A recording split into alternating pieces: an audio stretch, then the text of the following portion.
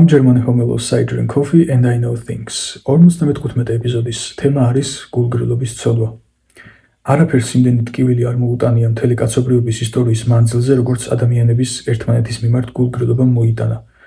სულ ყველაფერს რომ შევეშვათ, თვითმკვლელობის მთავარი გამომწვევი მიზეზი ყოველ შემთხვევაში წამაქეზებელი ნაპერწკალი არის სწორედ გულგრილობა. ის რომ ადამიანებს არ სურთ სხვა ადამიანებს გაუგონ, ჩაწვდნენ, გულწრფელი დიალოგი გააბან, მოусმინონ, თანადგომა უჩვენონ, სიტყვიერ მხარდაჭერაც კი იმდეს ნიშნავს თვითმკვლელობისკენ მიდრეკილი ადამიანებისთვის, რომ მხოლოდ ერთი სიტყვის თქმით შეიძლება ღმერთის როლი შეასრულოთ მათ ცხოვრებაში. დაწყვილადიდან ისე ამოიყვანოთ, რომ იქ დაბრუნება აღარც კი მოუნდეთ. სწორედ ამიტომაა გულგრილობა ერთ-ერთი უმძიმესი ცოდვა, როცა ხედავ, გესმის, იაზრებ თუ რამხელა ძალა აქვს შენს ერთ სიტყვას, თანაგრძნობის თუნდაც სულ მცირედი დოზით გამოხატოს. ერთ როგორ ხარს, ერთ მე აქ ვარს, ერთ მე შენს გვერდით ვარს. აი რა არის ხომ ორიოდე სიტყვა. მე შენს გვერდით ვარ. ნუ გეშინია, მარტო არ ხარ. დამელაპარაკე, მოგისმენ. რა უნდა ამის თქმას? რა ცემენტის მორევას და რაკეტის აშენებას ხომ არავინ ითხოვს? როცა იაზრებს ადამიანი რა შეუძლია მის ერთ სიტყვას და ამას არაკეთებს, ეს არის გულგრილობა ზუსტად. როცა ადამიანები არ აინტერესებს ადამიანს, არ ადარდებს მათი პიროვნულობა, მათ ხედავს როგორც გამოსავალს, ნივთს, გამოსადეგ ხელსაწყოს, რომელსაც დაიხმარს, როცა რაღაც უჭირს და სჭირდება და როგორც კი აღარ დასჭირდება, მიაგდებს და დაივიწყებს. ზურგს აქცევს.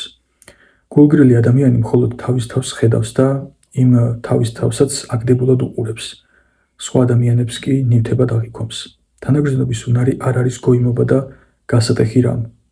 გულგრილობაა გოიმობა და სირცხვილი. აი ამ თემაზე სულ ნუცას პერსონაჟი მახსენდება ქართული სერიალიდან ხელოვნური სუნთქვა. ეს ჩემი საყვარელი სერიალია და ძალიან ბევრჯერ მაქვს ნანახი, ბევრი მაქვს ნაფიქრი მის ყველა პერსონაჟზე. ეს ჩემი ვალიც არის როგორც ლიტერატურის დამწყები მწერლის, რომ ლიტერატურის მოყვარულის და დამწყები მწერლის, რომ პერსონაჟები იქნება ეს ფილმის თუ წიგნის მთელი თავიანთი სიღრმით და სისავსით დავინახო, გავშიფრო, ჩავშალო და გავიაზრო. ნუცას პერსონაჟს სერიალში ჰქონდა მწვავე მძიმე დეპრესია და ამისი ზედმეტად აშკარა შესამჩნევი ნიშნები. ანუ არავითარი დიდი ფსიქოთერაპევტობა და კირკიტი არ იყო საჭირო.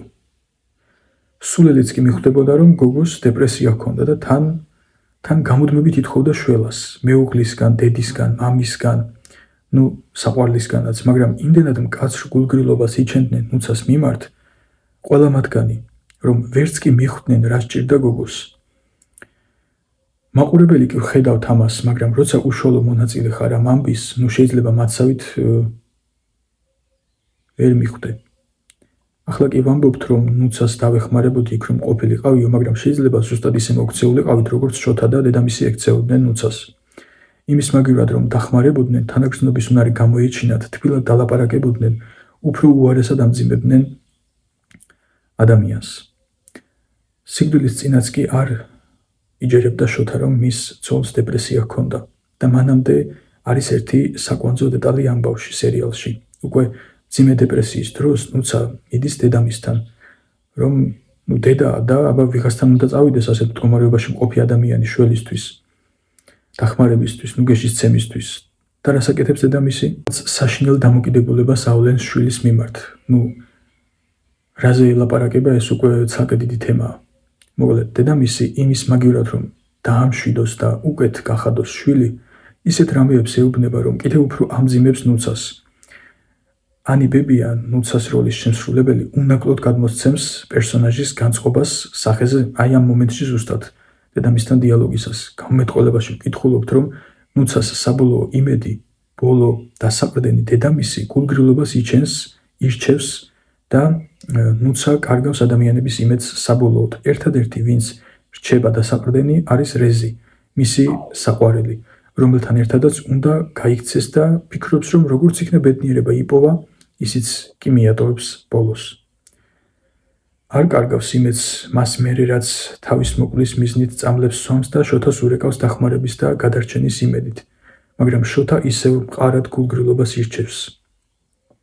კი მიდის საშუალად, მაგრამ უკვე გვიანია, ნუცა აღარ არის.